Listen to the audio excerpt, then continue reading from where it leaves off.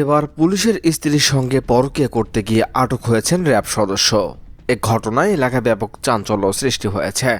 জানা গেছে, ফরিদপুরের বোয়ালমারীতে এক র্যাব সদস্য এবং এক পুলিশ কনস্টেবলের স্ত্রী জনতার হাতে আটক হয়েছে। অবৈধ শারীরিক সম্পর্কের অভিযোগে তাদেরকে আটক করে স্থানীয় জনগণ থানায় সোপর্দ করেছে।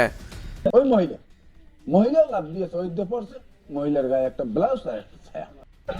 শনিবার সকালে বোয়ালমারী পৌরসভার ৯ নং ওয়ার্ডের কুশাডাঙ্গা গ্রামে এ ঘটনা ঘটে।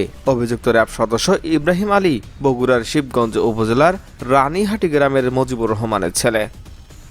পুলিশ ও স্থানীয় সূত্র থেকে জানা গেছে, ওই পুলিশ কনস্টেবলের স্ত্রী তার বাবার বাড়ি বোয়ালমারীতে পৌরসভার কুশাডাঙ্গা গ্রামে থাকতেন।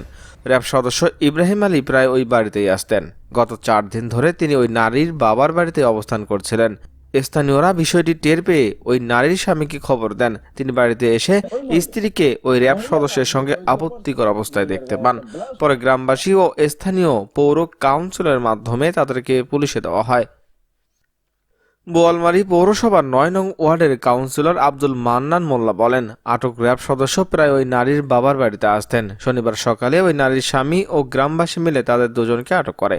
পরে পুলিশ তাদেরকে থানায় নিয়ে যায়। দর্শক, বিষয়টি কেমন হয়ে গেল না? পুলিশের বইয়ের সাথে অনৈতিক কাজে ধরা পড়লেন র্যাব সদস্য। দর্শক, ঘটনাটিকে ঘিরে আপনারা কি মতামত দেবেন অবশ্যই কমেন্ট করে জানিয়ে দেন আপনাদের মূল্যবান মতামত। এখনকার মতো এখানেই শেষ। পরবর্তী আপডেট জানতে সাথেই থাকুন। ধন্যবাদ। মহিলার গায়ে একটা ব্লাউজ আর একটা ছায়া।